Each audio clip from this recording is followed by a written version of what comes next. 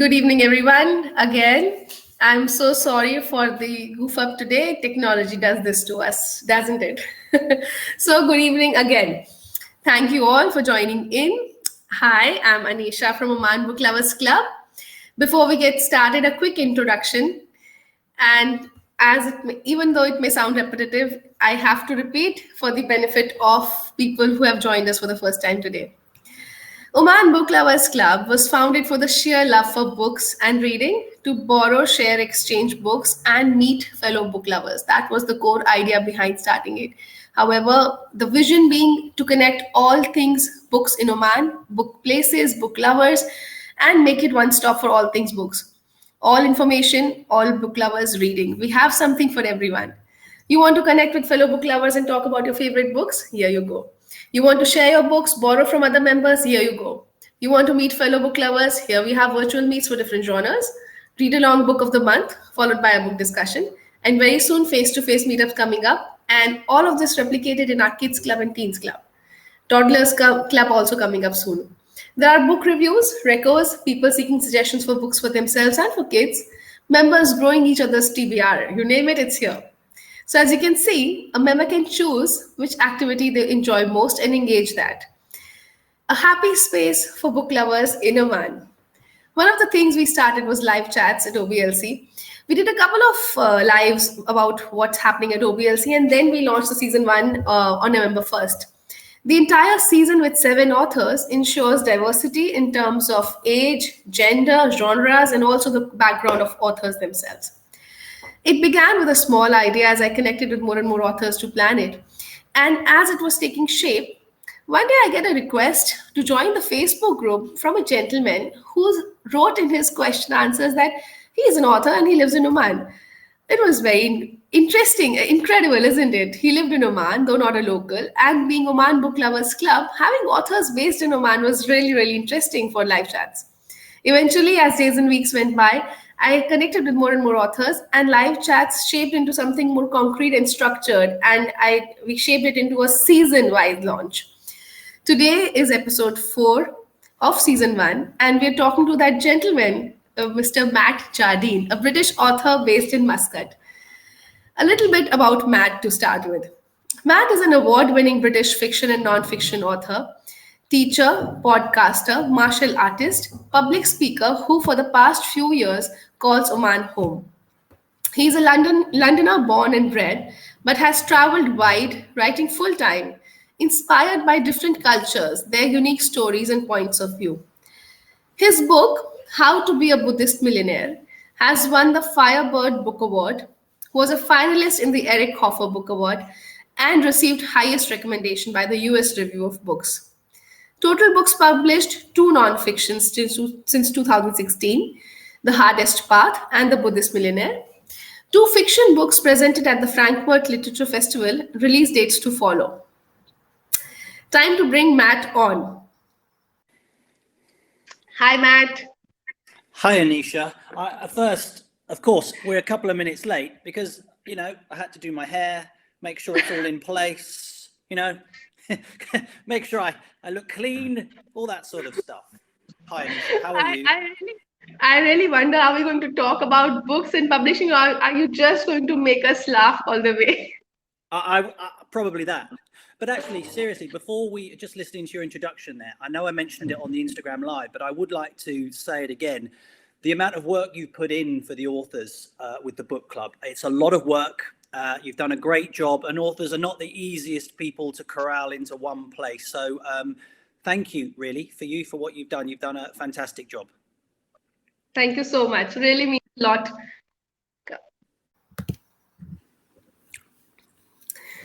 Hi, Matt, again. I have a small problem because I can't use my washing my hair joke twice, and it's a gamble to earn it the first time. So I've lost my best material to fading technology. How are you? Nice to see you again. It's like deja vu, Groundhog Day in Muscat. Yeah, it is indeed. So thank you so much, Matt, for taking the time, and it's been a pleasure collaborating with you. First of all, Matt, heartiest congratulations for the birthday of your own podcast today. We will talk. Of course, we've got the podcast birthday 1 year today. It's Thanksgiving, and of course, live chats with you. Perfect day, like magic. Yeah, we will talk about it more in later during the chat.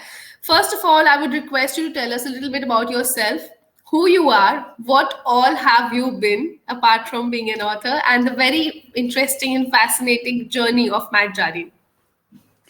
Thanks, Nish. So very quickly, so just, so viewers are not just listening to me drone on about my kind of life, but just where it's relevant and relative to writing is that I've been lucky to have a very kind of bit of a varied career. When I came out of school, I just wanted to play professional tennis. The only problem with that is I wasn't very good. So that led to a pretty average pro tennis career, which is why you've never heard of Matt Jardine, the Wimbledon champion. So I transitioned from there to coaching, which I absolutely loved. It got me involved in teaching, which I found I absolutely loved teaching, and it became a real core part of me, and I preferred that to competing. And then I taught tennis for many years. I had my own school, then I taught in other places, and I taught across the spectrum of the impoverished right up to royal family, and that afforded a lot of my writing, seeing those different points of view. At that stage, I was also heavily into martial arts. That was my kind of time off from tennis. So Eastern philosophy, martial arts, massage therapy, shiatsu, acupuncture, all that sort of stuff. Wow. So I've always been, and again, all those things have really affected what I write about and why I then want to travel to learn about other cultures. And now here I am. What are we doing now? Writing full time. Yeah. Wonderful. I mean, and I think as we talk, we'll get to hear more and more about your interesting experiences. So what kind of books do you write, Matt? I think for the benefit. So, Anisha, I write kind of two genres, really. I started off with non-fiction, which you could also call non-fiction narrative. So not biographies, but non-fiction narrative. And now I'm here in Moscow, I've transitioned into literary fiction, which has been quite a change. And it started, that transit, I'm always asked about that transition. And it started essentially... there are a number of important women in my life, but these two women started to transition from non-fiction to fiction. And one of them was my wife, Sherry, who said, why don't you try fiction? Because I'd just written non-fiction up to then. And that she said, I think you'll do it quite well. That gave me the confidence to give it a go. And the other woman was my literary agent, Renata, who we were at a cafe in Hampton Court near Henry VIII's palace. Obviously, he's not there. He's been dead a while. And essentially, she said, why do you only write fiction? Why do you only write, non-fiction? And I said, as a teacher, it's important for me to tell the truth. And she actually said, she challenged me and said, some of the greatest truths in life have been told through the lies of fiction. And something clicked in my head, and I started really studying craft, looking at Joseph Campbell and all the kind of the hero's journey, and really delving into it. And here I am now writing. I mean, I go back and forth between fiction and non-fiction. So yeah, both of those. Yeah, and just like we were talking yesterday, there can be stories, memoir in non-fiction, which is, the narrative non-fiction we're talking about. There could be memoirs. And whereas fiction can be also philosophical, self-help, so honestly speaking, it's about telling a story or trying to get message across. So these actually, the line is pretty thin. It really, I agree. I don't.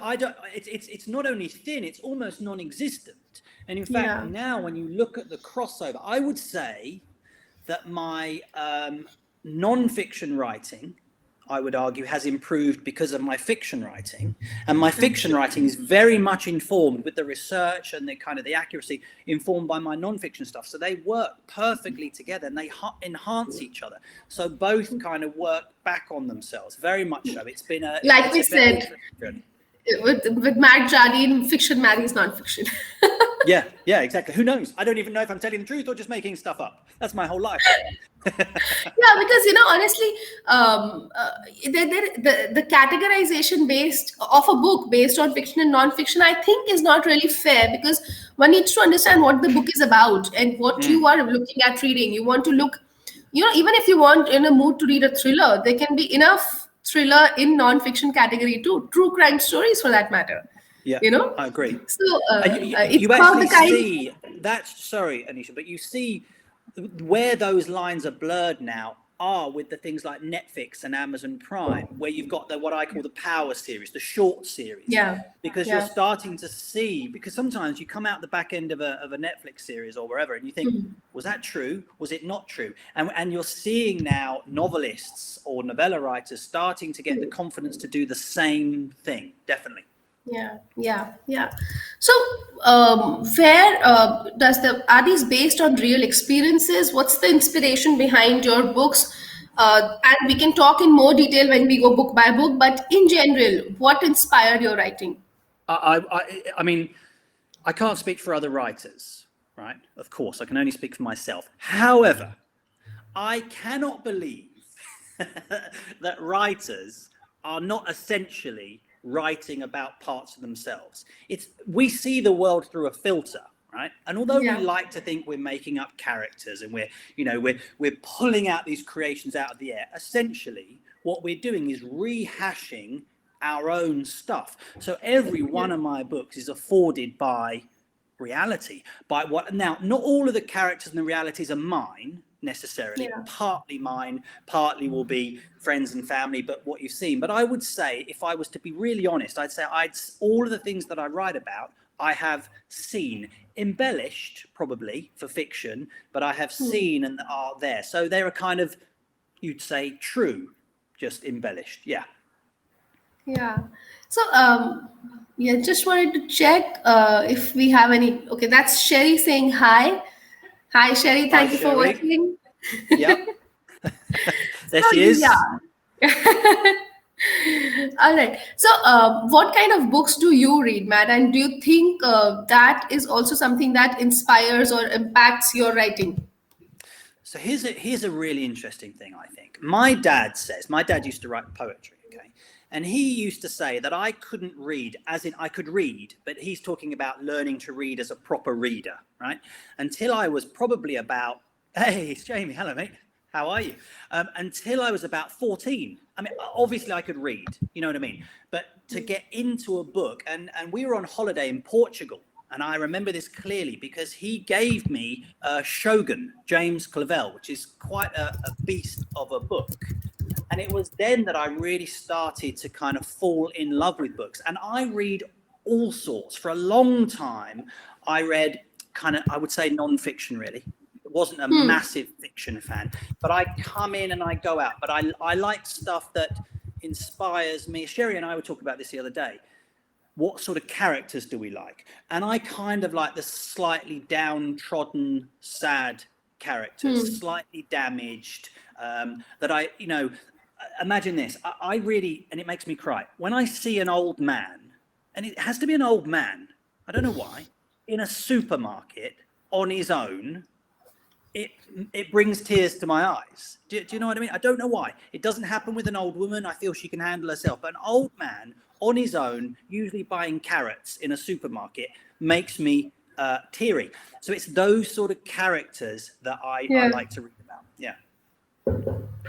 So any particular genre of books that you like to read, or it's like a mix? Mostly literary fiction, I have to say. Mostly literary fiction. I do still love kind of the art of wordcraft. Not that I've mastered that in any shape or fashion, but I love it. I love what's being said, but sometimes, for example, the likes of Simon Barnes, which we've spoken about, he could say anything. And just the way he formulates his words, sometimes I just read sentence of his just for pure pleasure. And he writes quite a lot about wildlife and that sort of stuff. But yeah, literary fiction, really. I sometimes go into genre fiction, into crime and thrillers and that sort of stuff, but not so much. I do like a good literary fiction read, yeah. Nice. So you did mention where your love for books started with your father's influence, but tell us more in detail about your journey as an author. What made you first venture on this path, and then completely give up everything else and come into writing full time? So just we would like to hear more about that journey in more detail. Sure. Okay. So I'm assuming that people, when I'm listening to chats and authors, what I'm really in my head, I'm thinking, I kind of don't care about the author. I want to know what I can learn from them so I can continue my writing journey. So if you guys out there are wondering how you get from A to B, this is how I did it. There is a big gap between school and writing and when I had my children. I had my children quite young. I was 22. And in between me reading Shogun and having my kids, I don't remember doing a ton of writing. I might have done, but I don't remember. I probably did. But when my children were young, I started writing for a magazine called Families Magazine. I wrote about all sorts of stuff, holidays, what it's like to be a parent, of course, all those sort of things. So I started writing for this magazine. It was just, it's one of these local community magazines. So I cut my teeth on that. And then I teamed up with a friend and we wrote this children's book. I think it was about 2002. That may be completely wrong, so don't quote me on that, anyone. But 2002, a children's book called Mo and Lucy, where the characters got to choose the end. When I was growing up, we had a lot of those choose your ending stories. I used to love them. And then I started writing. So then I got more and more into it. I started doing blog pieces. And then I started writing for one of... certainly in Europe, one of Jiu-Jitsu is a martial art that I do, their biggest magazine called Jiu-Jitsu Style. I started writing for those guys. And then that really kind of helped me draw towards the professionalism until I went on the pilgrimage and I came back and wrote The Hardest Path, my first book. Ah, wow. That's quite an interesting journey. I mean, what inspired. So when you wrote the book, that is not same as publishing, as I understand. You wrote the book and then starts the whole getting the published. So what does it take to become a published author? After writing the book, then what? And when did you write the second book and the third and the fourth? But when did the first publishing happen? There's So I've held the story back a bit because what I learned as material for my first book afforded the way I got into full-time writing. So let me explain. So I did, Paulo Coelho, the author of The Alchemist. So I liked his stuff. That sort of fiction, non-fiction-y, spiritual-esque self-help. You could put him in that genre. He fits in a couple of different places, right? Anyway, I read his first book isn't The Alchemist. His first one is called The Pilgrimage. And I read that. And when I read it, afterwards, I thought, I want to do a pilgrimage. I didn't want to do the Camino. I didn't want to redo his story. And because of my ties to Japan, I decided to do the Japanese pilgrimage called the Hachijuhachi, the 88 temple pilgrimage. Very quickly, it's 1,400 kilometer walk around one of Japan's islands. Wow. And in my head, I wanted to prove, there was a subtext, is time and money a real limiter? Is it a real thing, or is it in our heads? Because everyone I hear complains about haven't got enough time, haven't got enough money. So I thought, listen, if I can do this thing with no real money and certainly not time, I chose to do it in 30 days, then essentially I could prove that time and money are just constraints we put in our own head. All right. So my point. Spoiler alert, if you haven't read the book, and if you haven't read the book, why have you not read the book? But spoiler alert, I succeeded. And so I came away from that pilgrimage realizing, essentially, and this is where I get to the writing journey, you can do anything. Literally, you can do anything. We've all grown up about the phrases, be realistic, be sensible, don't dream too much. And actually, what I learned on the pilgrimage proved that, for me at least, is not the case.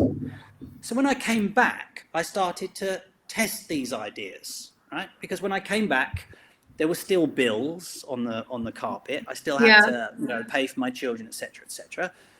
So I started to ask myself, can I use the things that I've learned in Japan? Can I use them to create work that I love, right? Work that not only, when the alarm goes off in the morning, I want to get up and do it. Not only that, I want it to pay well. Now, notoriously, writing, they say, don't get into writing if you want to be paid well. It's a creative thing that you shouldn't do. Just do it in your hobby time. And I thought, I don't want that to be true.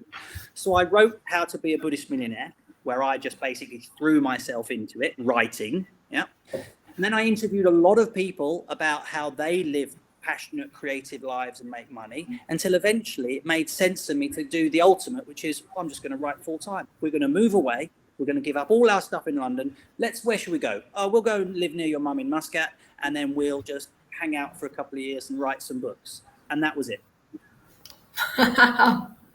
Brilliant. So, and how the journey of publishing, how does that happen? That's something a lot of our members have asked that question a lot. Yeah, of course. All right. So it starts, I think, with what you want, right? So most people, I think, when they're thinking of, right, if I just think of my example, dream of walking into a shop, a bookshop, beautiful bookshop, and they go to whatever, bookshelf their genre is in, and they see their book cover with their name. I tell you, Anisha, there is no better feeling. It is the greatest buzz on earth.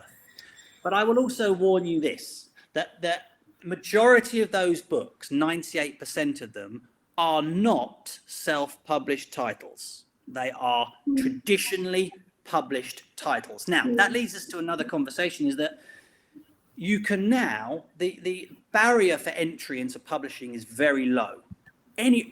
Tonight, together, you and I could write a book, and tomorrow we could publish it, right? That can happen. We could go to Amazon and we could go, we're authors, woohoo. Now, in some ways, that's great. But other ways, it also means that the standard isn't necessarily as high. Now, does that mean that self-publishing is a lower standard? No, there are amazing self-published authors. But just like when we go to the gym, when you go to the gym, the reason we go to a class is because no one trains hard on their own. You need someone. You need someone else to push you. So in traditional publishing, you have your agent, your editor, maybe 2 or 3 editors who are telling you that's not good enough. Come back and the publisher has a team working with you. Yes, and even down to the covers of the books. So I started off in that Mo and Lucy book, self-publishing. Me and my friend, we went to a printer's, we printed it. It was just our gig. Great, 500 copies, sold them at children's fairs, school fairs. Perfect. That was the first children's book that you're talking about. Yeah, exactly. That was the very first one, so a long time ago. Then when I got to the hardest path, I thought, I don't want to do that now. I want to come up a level. Like in martial arts, we go up in belts from white to black, all the way through the colours. I thought, okay, hardest path now. I want to hit a new standard. I've done publishing my own, right? Now let's see if I can be better. So I teamed up with a division of Hay House, the big spiritual writers.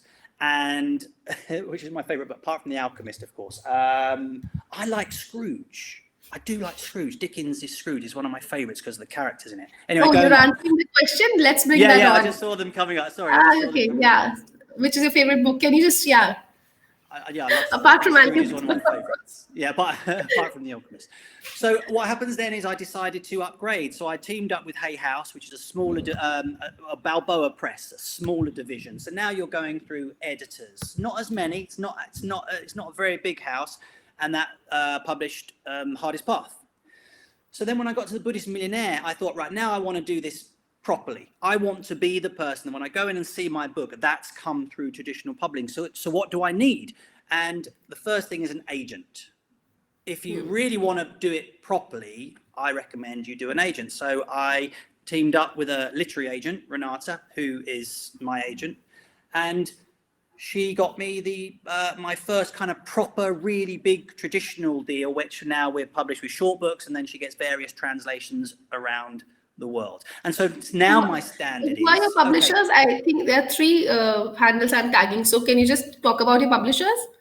The publishers. So I have my my English rights. My English book is Short Books UK, which are part of Hachette. Hachette is a massive company. And then I have Spanish publishers, Urano, and then I have a Portuguese one, and then we have Polish publishers as well. Because Renata specializes in international deals. Because this is another thing I didn't know, right?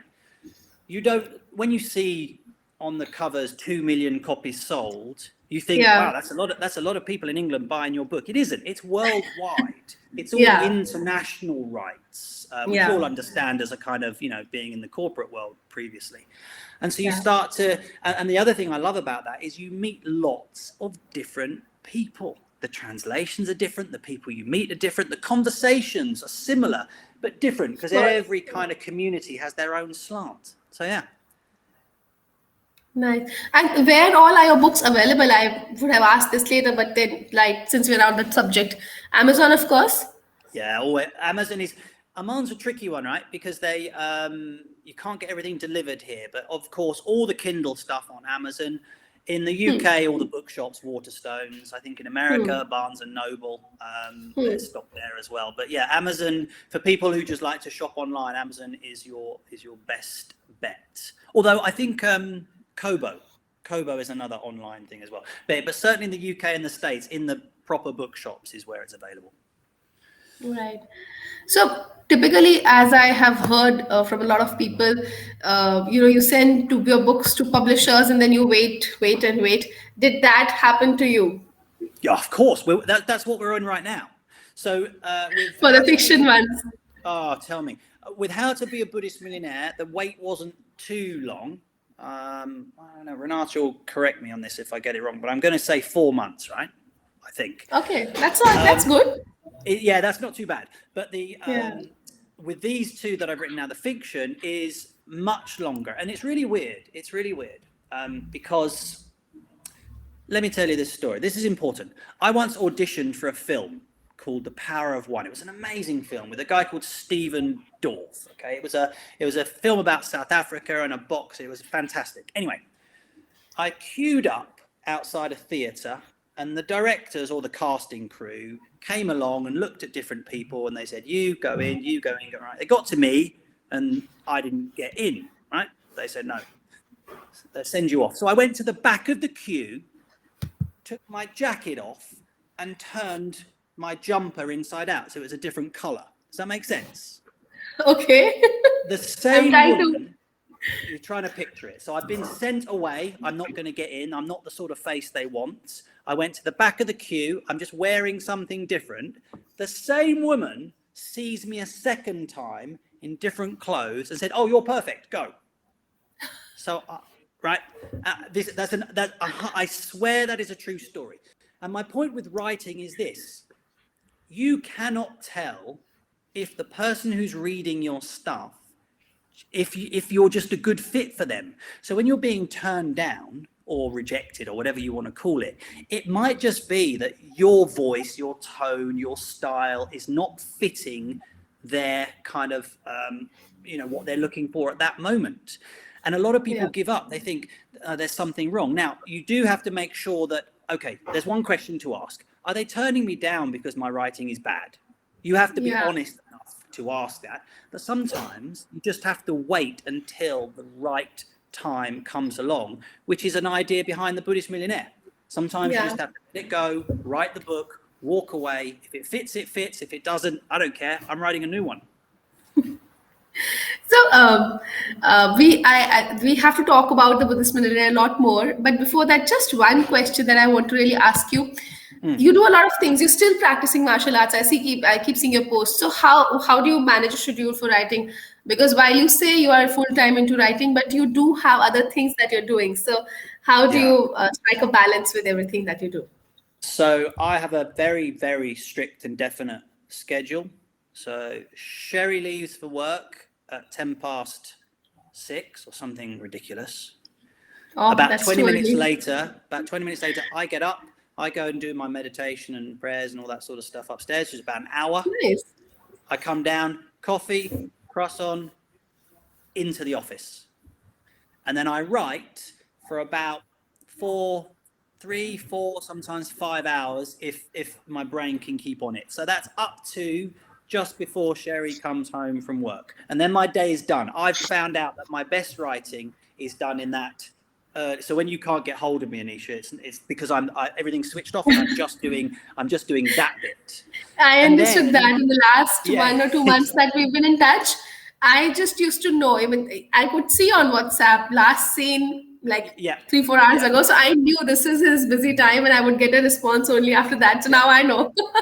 No, because I'm a definite morning writer. So you end up doing 3, 4, 5 hours, which is, a lot of Yeah. writing. And in my head, that's all I can manage before my eyes start Hmm. going a bit funny, and I don't write anything any good after that.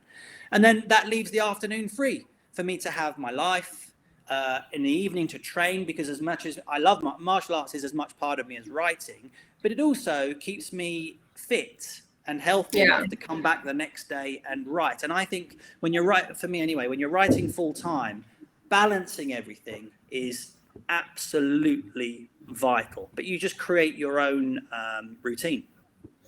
Yeah. Yeah. So let's dive into talking about each of the books slightly in more detail. You have talked about the hardest path, you have talked about where the inspiration came from, but I would like to go into all 4 books slightly more in detail. So, Okay. of course, the maximum time I would like to spend on the Buddhist Millionaire, because there's a lot of learning. Let's not make it too heavy. Like, a lot of tips that we may be able to take back with us. Yeah, But let's please. start Yeah. with the hardest path. Briefly, what it's about, and inspiration behind it, if you can just talk about it in Okay. this segment. So it's all from that pilgrimage I did in Japan, Yeah. the Hachichuhachi, as I say, the 88 temples, and the kind of the things that I learned there that I then formulated into 9 lessons. Really for myself, actually, 9 things that I wanted to remember about the trip that I could keep with me and use in my life. All right, so that's what that was about. Very much like Paulo Coelho's pilgrimage, but Hmm. better. Yeah. So that was that. But then, of course, the Buddhist Millionaire was then me taking those same 9 lessons and Yeah. seeing if they can be applied to something like making money, earning money, all those sorts of things. And the 9 lessons, for example, in the hardest path are things like take one step at a time. Don't forget, Yeah. it's about balance. Yeah. Hmm. When things go wrong, and things will definitely go wrong, as we Hmm. had with this stream, just relax. Yeah. Something will happen. But ultimately, the main lesson from the hardest path and then the Buddhist Millionaire is that within our desire to do something, within the Hmm. seed of that desire, is Hmm. already the potential for its blossoming. Hmm. But what you Hmm. do need to do is just keep going long enough to see the fruits and the blooms of your labor. So then with the Buddhist Millionaire, then they naturally work together. They are kind of brother sister books. Okay. So then Yeah. what happens then is you then think, okay, is that just happening to me? Was that a gift just happening to me? Well, let me ask. So I interviewed 11 people that I Yeah. looked at. So for example, one of them, good friend of mine, George Asprey. George plays Scar in the West End version of The Lion King, right? Oh. And when you watch George act, and he's incredible because he has one of the longest runs in theatre, and usually doing the same thing twice a day, 6 days a week, you could get bored of it, right? After it, Yeah. he's been doing Yeah. it 10 years. George, you can feel the love and passion for what he does. So I said to George, listen, you clearly love what you're doing. Can I Yeah. interview you for the book? And can you tell me, I'm going to share my idea that if you do what you Yeah. love, usually the money comes. Can you tell me if that's true? Anyway, so the interviews were with people who love what they do, and yes, have found out that money sticks to passion. So then I started to realize it's not just me. In fact, I became irrelevant. It was all then about them and what we learned from people who follow their passions. Yeah, yeah. I haven't completed. I'm in the middle of the Buddhist Millionaire, and when I started, it struck me as, and I'm taking the liberty to say it, the writing style. In fact, it struck me as somewhere a combination. And these are my favorite authors. That's why I take the liberty of. I remember reading Seven Habits when I was really young. Yes. I must be a teenager. So, Yes. I found the content resembling Robin Sharma and the writing style resembling Stephen Covey. So for me, it was the experience is very interesting. Marrying the two interesting favorite authors, and Seven Habits of Highly Effective People is my all time Yeah. favorite. And I keep Yeah. talking about it a lot. So So congratulations. I that mean, that's genre, fantastic. I like Stephen Covey. Seven Habits I like as well. And at one point I was reading Yeah. all of those books. But it's called, Renata calls it kind of conversational style. As you see, the way I talk now, it's kind of that conversational style. And I write like that. My fiction work is a little bit different from that. It's a bit more literary, but I like that. I don't like, as a reader, I don't like to be preached to. Right? Yes. And I don't like to be told lessons. I want you to share what you've learned in as authentic way as possible. And then me, as a big boy, I'll decide if I want to take that on or leave it to one side. And so that's what I like to read. So naturally, I found myself writing in that kind of style. And the beauty about short books is that they allowed me to do that. They didn't put me under a kind of a formal or evangelical kind of border. They let me have that voice, which I'm very, very grateful for. Yeah. So I'm enjoying reading it because like you rightly said, it's more like somebody sitting and talking, and I think I really agree, and I'm able to live it through the life I'm living right now, and the conversation we've had for the past 2 days. So it's really like I'm living the philosophy of your book right now in my life. So it's, for me, it's been an amazing right now are you're in the seed stages of Buddhist Millionaireship. Someone has just asked about, and I'll just want to get to that, about how I came up with the title Buddhist Millionaire. And so and I say this on my podcast, that there are two extremes, right? So the Buddhism part is because of course the 88 temple pilgrimage was a Buddhist pilgrimage, but you don't need to be a Buddhist or a millionaire to be a Buddhist millionaire. All the Buddhism stands for is like a life of meaning, and the millionaire stands for someone who's making money doing it. Because there's on a spectrum, there's two ends. There's the kind of the broke creative, the arty. Yes, darling, I love what I'm doing, but I haven't made a penny for 15 years. And then on the other spectrum is the rich banker who hates everyone. So we wanted to marry both. And of course, the Buddhist Millionaire is quite a catchy idea. But thank you for that question. But yes, Anisha, you are exactly at the early stages of Buddhist millionaireship. You're putting in all the energy, all the effort, not yet seeing the money maybe, but you will, trust me. And talk about the alternate currencies that we talked about. Like, that was a very interesting conversation, and can we just briefly touch upon that here? This is very relevant now following COVID, where money has shifted. The rich are richer and the poor are getting poorer, right? And one of the chapters I was thinking, we have come to have a faith in money that isn't there, right? We panic, or if I haven't got money, this will happen. When you stop and you think about it, money is an illusion. And I will clarify that. So if money was the big all-encompassing kind of God or creator that we attest to it, right? If we woke up tomorrow and all the money in the world had disappeared, right? If money was the creator, we would disappear with it, but it wouldn't.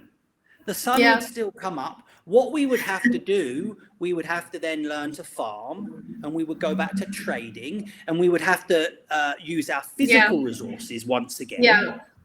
But and before money, which is only a symbol of ease, it's a currency of ease, we had what would be called invisible currencies, whereby I say, Anisha, listen, I'll pick up your kids from school if you can walk my dog later. Boom, invisible currencies. Exactly. And at some point, we created money just to make things a little bit easier. But invisible currency are happening all the time. Yeah, I agree. I don't know. It's the terminology that maybe differ, because you're calling it the alternate currencies, but all of us do practice it in some way. It's just that we have been trained, our minds have been trained to not be able to assign value to it. And of course, like you said, somebody has to pay the bill. But I'm going back to our conversation the first time we spoke. The bills will follow. Something will pay the bill. It will. So the alternate currencies will convert into tangible currency eventually. Absolutely. And you will find a way. This was how Buddhist Millionaire came, because at the end of the hardest path, right, the very last lesson of the hardest path, spoiler alert again, is that ultimately, no matter all the things you gain, whether you finish the pilgrimage, whatever you do, in the end, it's about love. Yeah. And I met a couple. One was a priest and his wife, because you can be married in the priesthood in Shinto. Anyway, and in the end, nothing else on that trip was more special than the kindness they gave me. There was no money involved. It was just pure kindness. And that was great. So I ended the hardest path on don't forget to love, right? Love is the key thing. Cool. But as you say, we come back to this world, and that's all very well. Love's great, and I can believe in that. But when the bills are still coming, so Buddhist Millionaire became really a project to test my idea. Yeah. If you follow your passion, does money stick to it? That's a theory, right? Yeah. I believe in the theory, but let's keep testing. And that's why I interviewed people. And that's why I've been doing it now, 10 years, because I wanted to prove to myself that actually it's a real thing, not me just being all a bit Tony Robbins and a bit flaky. I wanted to prove it was actually a real thing. No, I love you, Tony. Sorry, no disrespect. You know what I mean. I couldn't think of anyone else at the time. So I just wanted to prove it was a real thing. Yeah. So I think this is the right time when you're talking about interviewing people. Let's talk about your podcast a little bit more. Tell people about what you do, how many people you've interviewed, where can they find you. Just tell us all about your podcast. And again, congratulations and wishing you very, very happy birthday to your podcast. Thank you very much. Yeah, no. So this time last year, exactly this day on the 25th, we aired our first show with the fabulous Selena Lammy. She was in the book as well, actually. But the podcast, to be honest, I love chatting, clearly, obviously. Yeah. And I like inspirational people. I like to learn about their story. And I enjoyed the interviews for How to Be a Buddhist Millionaire so much. I just wanted to continue them. So it just made sense. That wasn't even a big plan. It just made a sense. I just thought, I'll just do a podcast. So we just kept going. So I thought I'll do the first season. There are 12 in a season. And then I loved it so much. Just kept going. We've literally just finished season 2. Season 3 is recorded, and I'm just getting ready to pre-record season 4, where we talk with, again, always with people who he really loves chatting, Sherry says. Just talking with people who love what they do and are making money doing it. So then there's so many people having this experience that you realize, actually, there's a point where you start to realize that is a real thing. It's a definite thing. I'm bringing the chat on. I know. Can you see the grief, the abuse I'm getting here? I'm getting absolutely killed out here, Anisha. They're hounding me. Okay. So back to the podcast. Can you tell us a little bit about a few people that you have interviewed on the podcast? I'm assuming the season 1 would be the people you've interviewed for the book. Not all of them, actually. So I try and get as varied as possible. So let me give you a kind of a spectrum. So this one just gone out is Alice Crawford, the amazing Alice Crawford. Now, Alice is interesting. She's a ballerina. But when you first meet her, you could mistake her for being kind of weak and timid and frail. Until you talk to her, then there's something behind her eyes that makes you think, wow, what has she done, right? So when you interview her, Sherry introduced me to her, but when you interview her, you then realize the passion behind the ballet and the power comes out. So she's one example. Then I have musicians.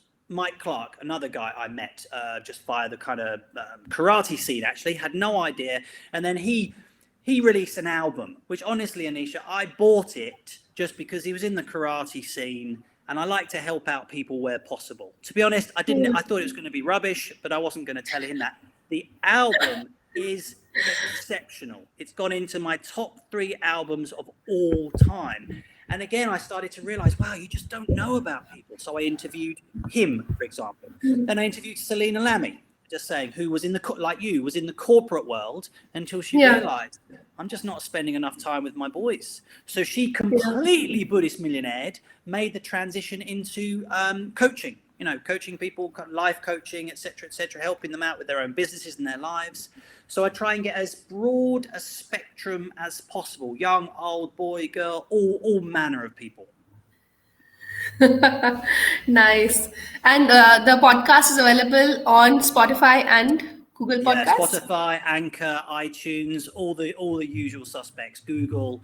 It's it's everywhere. It's just the Buddhist Millionaire Yeah. podcast, and we were lucky actually. This last season, we now air in 45 countries, which is amazing. It's great. That I love. My plan is to visit them all at some point, and get around every country, and it's exciting. I love doing the podcast. All right.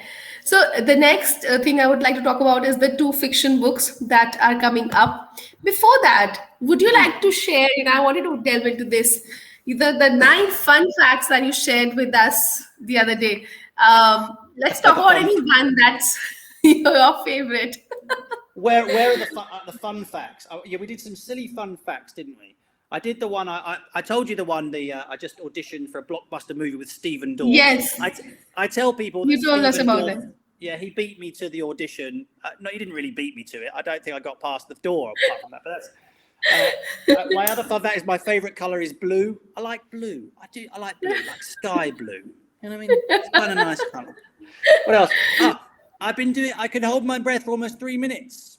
3 minutes is a long time. I know, and I go the same color as my favorite color when I do it, blue. My other fun fact. What else did I have on here, Anish? Oh, as you know, you taught Princess Diana, William, and Harry tennis. Yeah, I was their tennis coach. I learned a lot from being around Diana, actually, about media and all sorts of stuff. That was a very important time. It's a fun fact. It was a very important time in my life that I learned tons from her. My other one, here we go. I went to an audition for an advert for Range Rover, and they wanted some karate samurai guy. Interesting. So I took my sword, do all this stuff, almost chopped my finger off.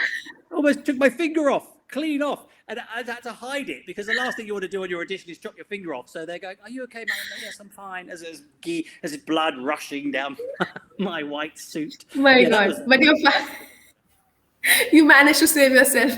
Yeah, just about. Yeah, but I think that's enough fun facts for now. Let's see what we have in chat here.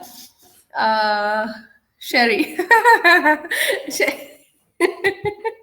She's waiting for her invitation to be on the podcast. Yes, actually, she could be on the podcast because she's interested, really throwing herself into stuff. She did it as an artist. We're in London, decide just to take out 18 months or so and just do her art. She does some amazing stuff. So yeah. This is a risky one. When Sherry offers to share fun facts about Matt, this is a risky one.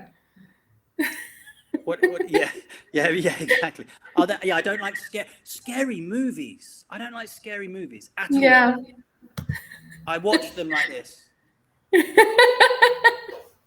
Also, I think tell you another friend, Sherry. Maybe you should write a tell all on Matt. Yeah. All my secrets. There's Wendy Lennon. You're an interesting writer, speaker, and entertainer. Oh, thank you. But we need to pin that comment. When someone says you're an interesting writer and speaker, they go to the top of the class, Anisha, I think, don't they? They get. We'll keep this on for some time then. Oh, here we go, Nikki. Because Nikki's saying, "How did I not know you don't like scary movies?"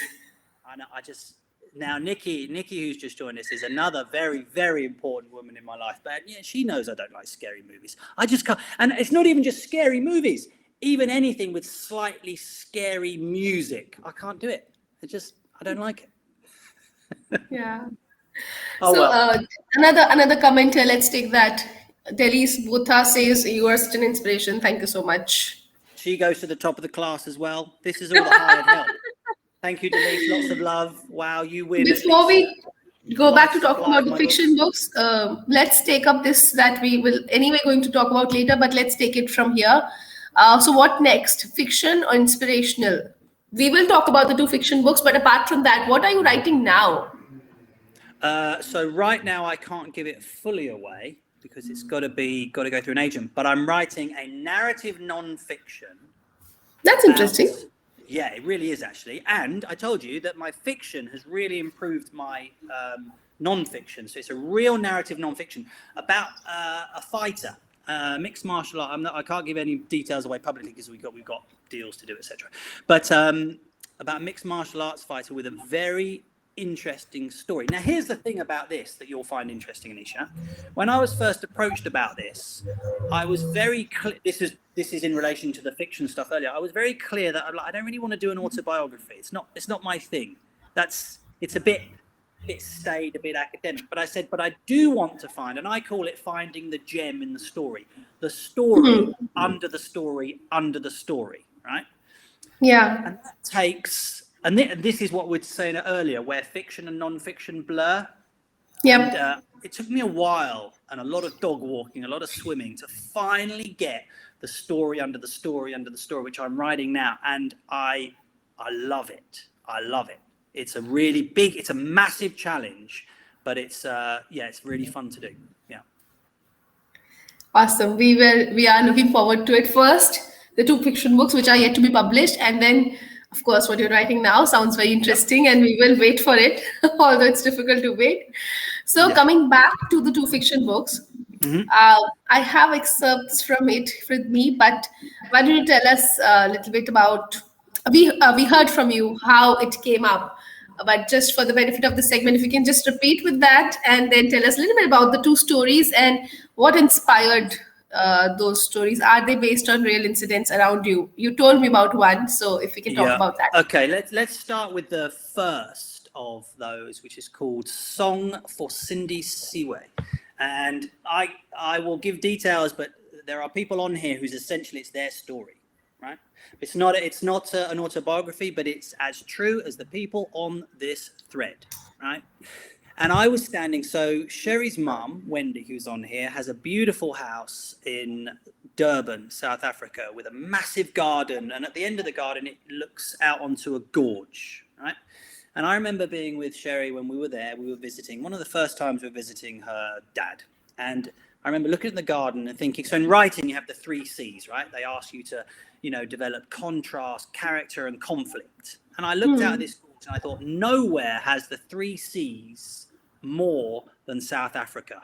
It is a story waiting to be told because of the beauty, because of the problems, because of the diversity, because of the racism, there are so many subjects to get into in South Africa. It is it's both a tragic story and a heartwarming story as well. So this story is all the things it's not one story, it's a collection. It ends up being lots of people's stories coming into one, a collection of stories about how three friends, one a Zulu, one English, one Afrikaner, deal with a relationship and overcome the murder of one of the girl's parents. And can she return home and learn to forgive, or must she hate forever?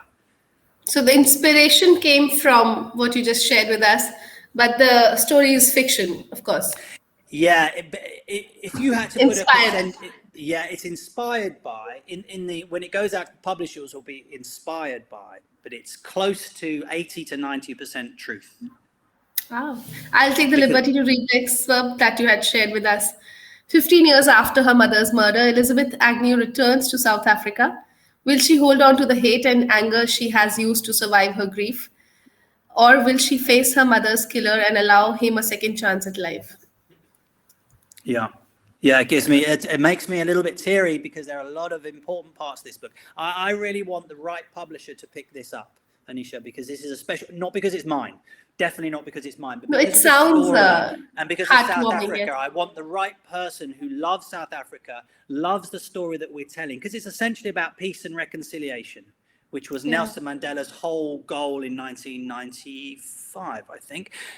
So I want the right publisher who really gets this to take it and run with it, because South Africa and the people of South Africa deserve it. It's a beautiful book, not mine. The story in general, because of where it comes from.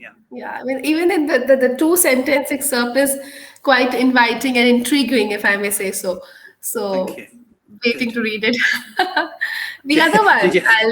Hang on, Robin just asked. Robin Banks from, hey mate, did I get the Range Rover advert job? No. Actually, I got my field, and then they canned the whole advert in general. I think they went with something else. So, yes, I didn't. And I've still got a scar on my finger. hey ho. Thanks for joining us. Sorry, Anisha, go on. You were going to ask about Going the back second one. to, you were talking about South Africa. Let's take the comments from Delise here. South Africa is awesome, just by the way, especially with your writing style. Oh, thank you, Delise. Delise lives in South Africa, and yeah, honestly, writing about someone like Africa makes it easy to write because everywhere you look, there is something to write about. And certainly for the style that I like, that kind of literary genre style, there's not much to do. You know, it's not really me doing it. It's just that whole beautiful vista comes through. I love it. It's a stunning place. Yeah. Sherry is sharing that it made her cry reading even the first drafts. So yeah, we are looking forward to it. Yeah. So I'll go to the second one now. And I'll take the liberty to start the conversation with the excerpt that we have here. When teenager Sammy Martin learns to use his mind to heal, little does he expect the biggest obstacle to curing his mother's cancer could be his older brother. Yeah. This is the 21st century boy. This is 21st century. So I'm fascinated. I have been fascinated by, firstly, alternative medicine, complementary medicine, whatever you want to call it, anywhere from traditional Chinese medicine to Ayurvedic. Do you know I said about the 3-minute breath holding thing? Yeah. That also comes from doing some work with a guy called Wim Hof, right, who kind of puts himself in ice and with his mind alone manages to heat his body. So I'm fascinated by that idea. When I studied shiatsu, me and my best friend Alessandro, we had this idea that eventually, we don't know when, right, eventually humans will develop their minds enough, we'll go into kind of thinking rooms and we will think ourselves better. We'll learn to direct our thoughts. Now, it's not a superpower. That's why I wanted to touch with this book. It's not a superhero story. It's a genuine mind over matter thing, right? Like we know, for example, Wim Hof can withstand serious cold. I know this as a fighter, that when you're in the middle of a fight and you get hit, you don't feel it. So there's a mind over matter thing, right? Yep. So then I wanted to extend, okay, well, what happens if a normal boy, Sammy, finds out that, wow, I can actually fix my cuts and my breaks, little stuff that you kind of... You know, what you're talking about, the power of mind, it's actually a lot in Indian mythology. So, so Yes. we do, you know, what we consider gods are actually, in some theorists, it's a concept of the early humans who were so pure that their minds were more powerful, and because they could do things that we cannot do now, that's why we consider them gods. So that's a theory, that's an alternate theory to Indian mythology. So I completely actually agree to this, that it's the human that has evolved or devolved, I don't know. But you know, there is the power of the mind needs to be harnessed if we are able to do that. Absolutely. Anisha, you know this as well. I mean, and the yogis, the great yogic traditions have been doing this for a long time. And also the Tibetan Buddhists have been doing it a long time. And I just wanted to investigate that in an actual book whereby I wanted to take away the kind of mystical. I wanted to, that's why I give it to a boy, right? That what if this boy finds out, and again, there's no stars, there's no big lightning, he doesn't suddenly go, I can lift things, it's just a gradual, wow, I can actually learn this skill, okay? So then I thought, okay, well, let's say he can do that. Well, then what? Does that create a problem? You know, often we think when you get these great powers that people around you will embrace it, but very often that isn't the case. You look through history that when you suddenly stand up against something and you think, wow, I'm doing a really good job, that is the time when people start trying to bring you down. So then I look at this sibling rivalry stuff. I mean, it's you know, brothers and all that. So I looked at, okay. So this is within fiction, since it has a special power, doesn't it qualify under fantasy? Or is it family drama? It's kind of family drama because I think I've been the focus is I very much didn't want it to be superpowery. I'm not a big Marvel fan. I don't like all that. I want it to be a real skill that he's developed. So it's an impressive skill, but it's not a superpower, so that people can read it and go, actually, I can relate to that. I can do that. And it's an investigation of this kid develops powers. He could save his mother, But then his brother's like, no way, man, that's just weird. Yeah. And then it's this relationship between the siblings. Yeah. Right. Right. So we've talked about what next. Let's take up Samantha's questions, who had put this up on the post earlier. Okay. Which do you prefer writing more, fiction or non-fiction, and why? Ha! I knew Sam was going to ask that. Sam, so I now, because I now do both, I love, and as I said to you earlier, one affects the other. I like moving in and out of them. Like at the moment, I'm loving writing this narrative non-fiction. Yeah. But Which also, is a I know combination of both, yeah. Exactly. But I also know that after this, I'm going straight into another one, which will be purely fiction. In fact, I want to base it here in Muscat. I'm not sure whether it's Muscat or Salalah. I'm not sure, but certainly in Oman. So I come and go, and I try and kind of play with just literally the mood that I'm in. So both is the truth. I know that will be very interesting to read. A book, a story based in Muscat will be something we will really look forward to, but I'm sure it's going to take time. That will take time. The one I really want to address, well, it's kind of Arabia. I know there's more than just. It has a very mystical, cool feel. There's a lot of stuff that outside of Oman, people go, wow, that's really interesting. So I want to touch on that. That's kind of easy work to work with, right? Yeah. But I also want to touch upon the culture that's bleeding away. That beautiful natural culture that is kind of being encroached by Westernism. I want to touch upon that. So this novel will be very much about that. Very interesting. But that's a long wait. I wish that could be crunched. Yeah, that's at least a year, I would say. At least a year. So another thing Samantha asked was, as a writer, I connect deeply with my characters and become them while I write in order to write them. Like method acting, but method writing, I guess. What is your process for getting under the skin of a character, into their soul, and how do you release them and let them go their way when you finish the book? First, tell us who is Samantha and then answer this question. Sam is one of my students, one of our karate students in Kingston. She's a fabulous woman, but she also is writing. She's doing some beautiful short story pieces on a Hive blog, I think. So nice. She's really nice, and she's been very supportive from the word go. And actually, she's originally a friend of Sherry's. So that's a good question from Sam. Characters. Now, I very much act my writing out. So I see my writing in fiction a little bit like a screenplay or a film. And I am often... So it runs in your head. Yeah, it's in my head. And I will often be... So if I'm looking for the way a character would move their face, right? Beats in between. I will do that. And if I can't see it, I'll go to the mirror and go, would they do this? Would they do this? So I literally am like a character study. So I do that. Now, I hear a lot about this, about people talking about letting characters fly and letting them go and letting them take you over. For me, I'm not sure about that yet. I think I'm too much of a control freak. My characters do what I want when I want them to. Very interesting. You know what I mean? So I'm not, I don't have that where they just come in. I do have that in writing, where sometimes I just have mornings where it just comes out of me. I'm like, wow, where did that come from? Nothing to do with me. There's someone else writing who's much better than me. I'll just sit here and see what happens.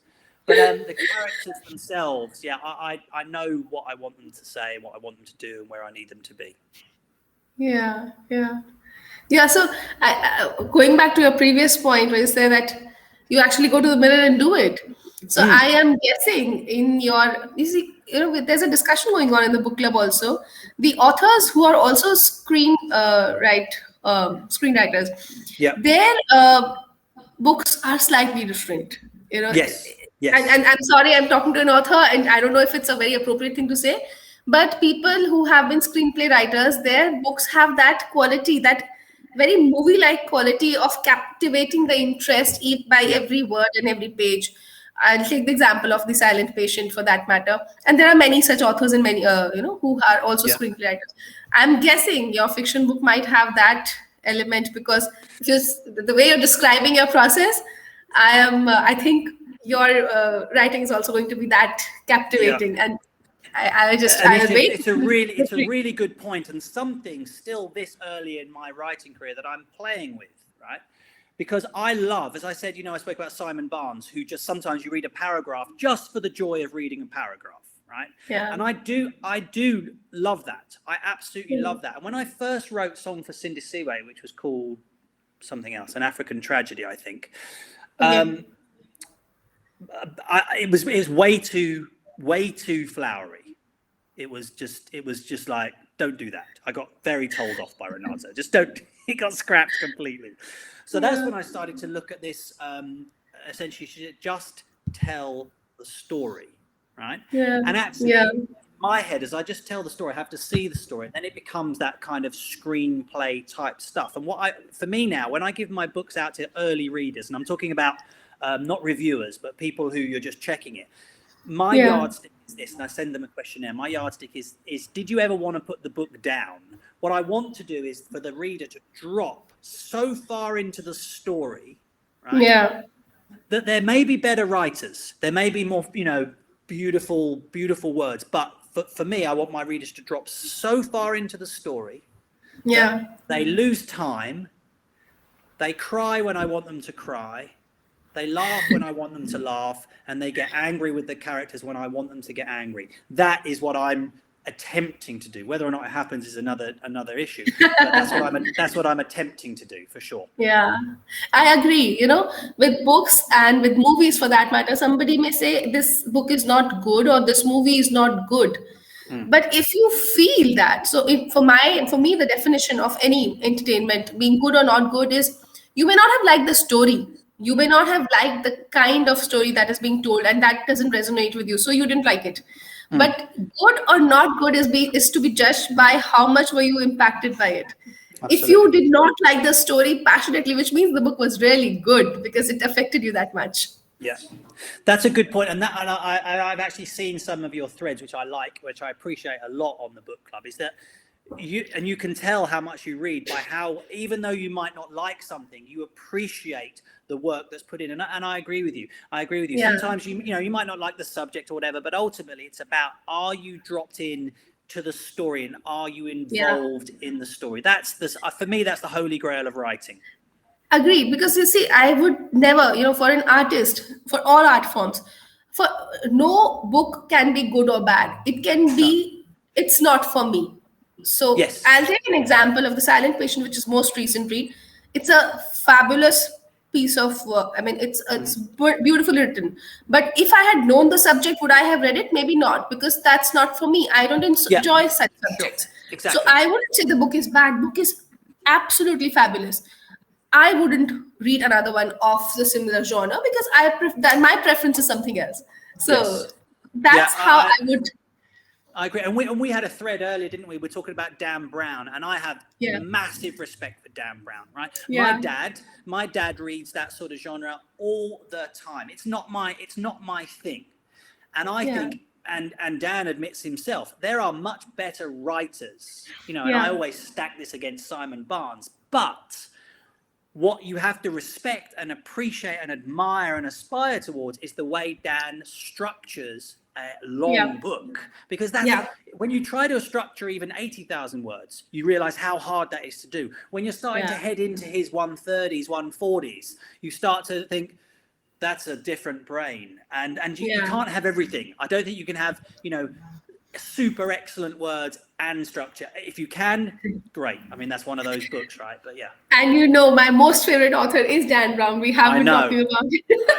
And even though I think it was Taha who said on the thread that that a Dan Brown book will have the similar structure, and yet the fans will go back to it wanting the same structure in a different story. So that's me. I will add.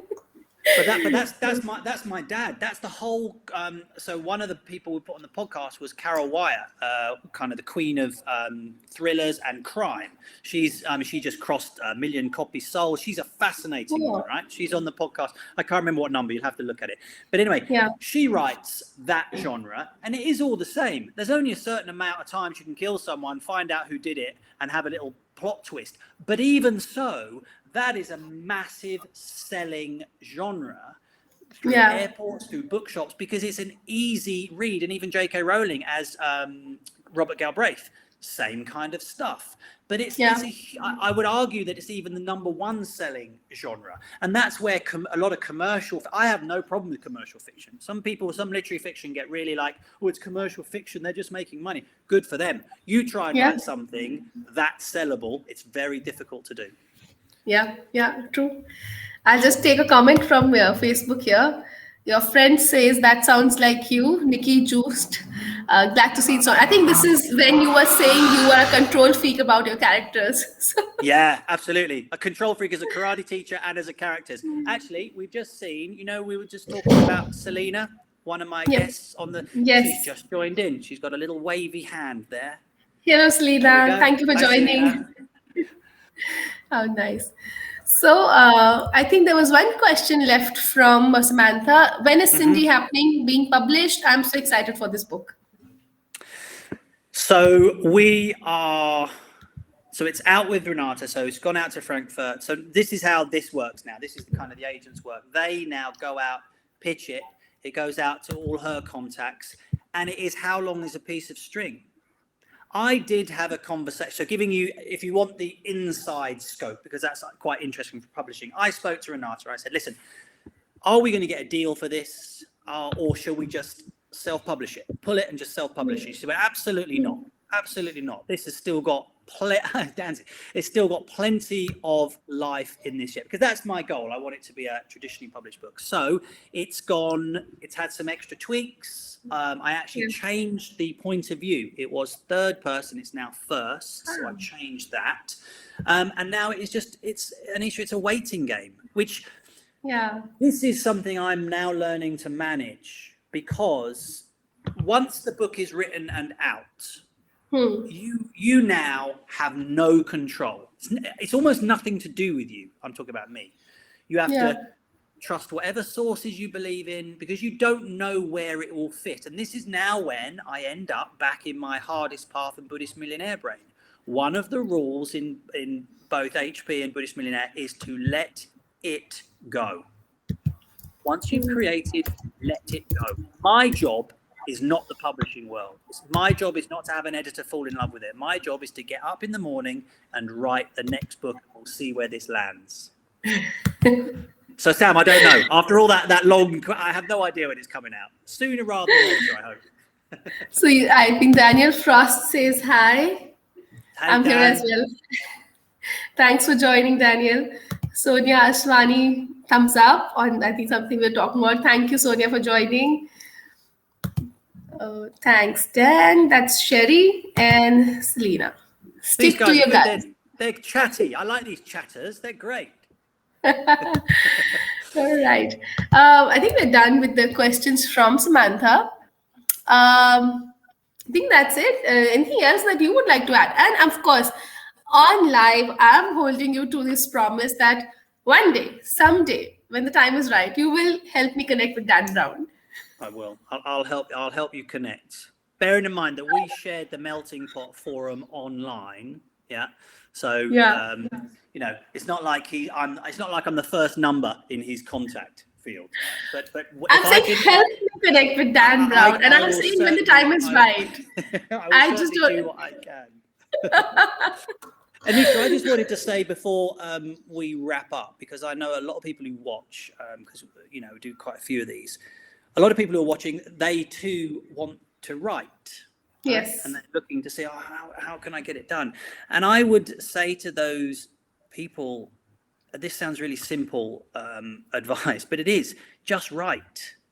Just find a time to write. You are a writer when you are writing, but you do have to commit yourself to find a time to write. Now, it doesn't have to be 3-4 hours a day. That, I think, is a kind of full-time writer's schedule. But you could find out, if you really want to write, in fact, if you love writing, you probably can't help yourself writing half an hour a day. It's something you find yourself doing. And if you do that over time, over a year, you suddenly find yourself with 70,000, 80,000 words. That's a novel or a non-fiction piece. So, but you do have to sit down at the keyboard and do the work. On that, if I love to write, how do I know or decide what do I want to write about? Because on different days, I'm thinking of something else. And And this is just something that's just come out of what you said. It's very impromptu. I didn't think of it before. But how do I decide that I want to write and then what I want to write about? Or does it begin with just That's a good rambling on question. a piece of paper for first few weeks, months, and then you kind of start putting things together? Yeah, I think firstly, I don't think you decide to write. I think writing decides to do you. I think writers cannot not write. Now, I'm not. I'm like that. I have ideas. Those who've trained with me or know me or who've been around me know that I have ideas all over the place. I'm all over the place. So in those days, then I'm just journaling.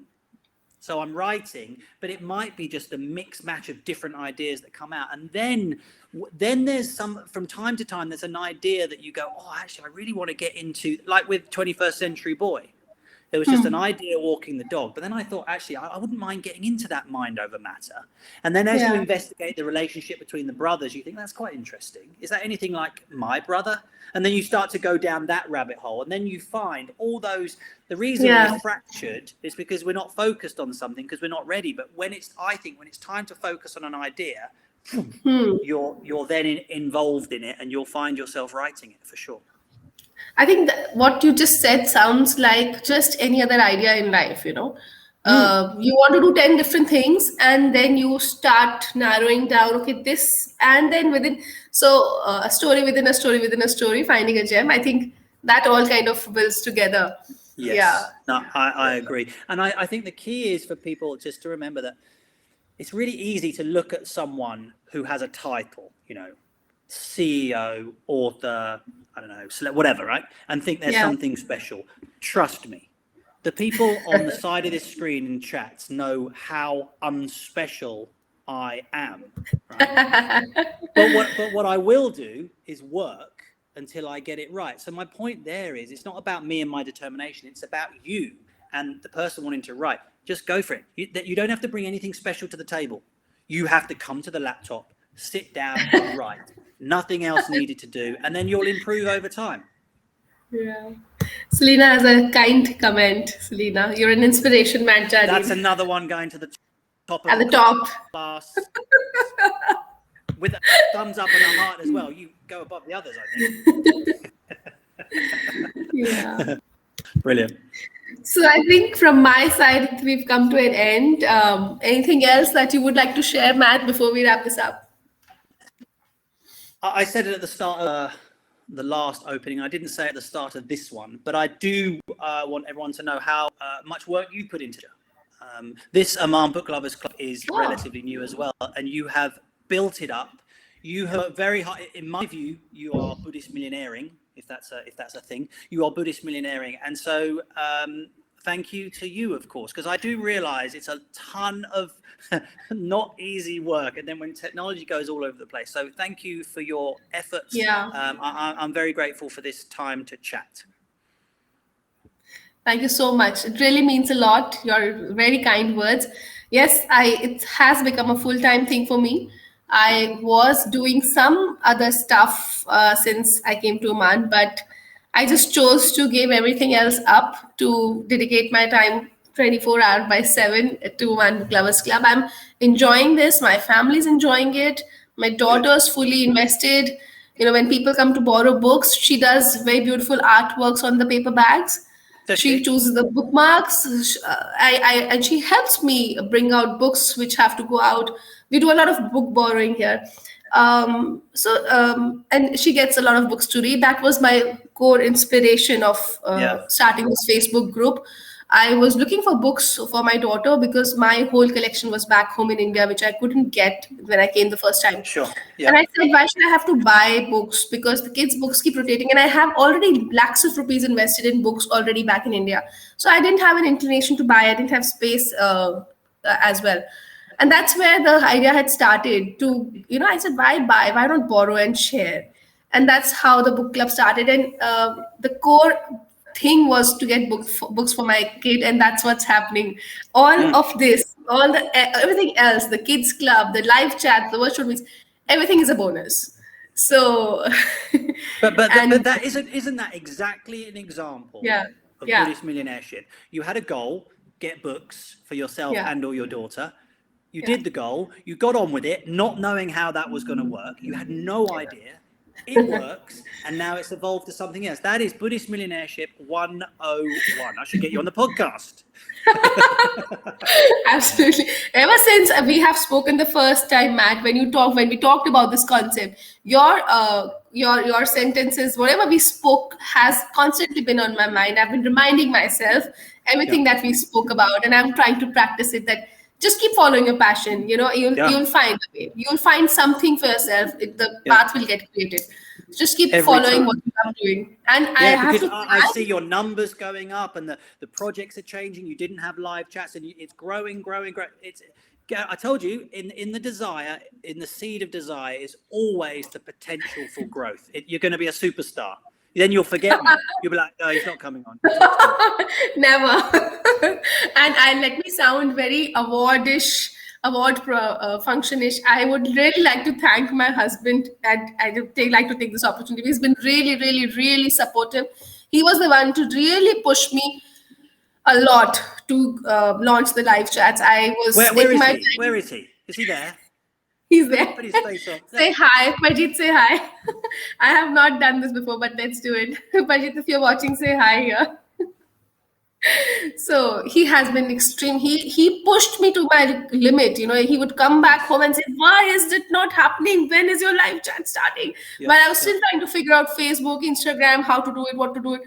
And while all of that was up, I was taking time. He just kept pushing me. You should just do it before it gets too late. That's him. That's in there. Hi, great. Look, we're going to have coffee one day. But seriously, that's what you need, right? You need a good team in your corner. You're obviously very committed, so just keep at it, Anisha. Keep at it. Okay, you guys who showed up, she's just dropped out, so I'm going to conclude this. You guys, thank you so much for your time. I know we had that little technical issue at the start, but I'm very, very grateful. Love to you all, and I will speak to you all later. I now need to lie down and... Sorry. Anisha, I was just wrapping up for you. Sorry. My computer just snapped. So I will just take the opportunity to wrap it up. Thank you so much, Matt. It has been an absolute delight talking to you and being in touch. All right, guys, I'm out of here. Lots of love. Bye.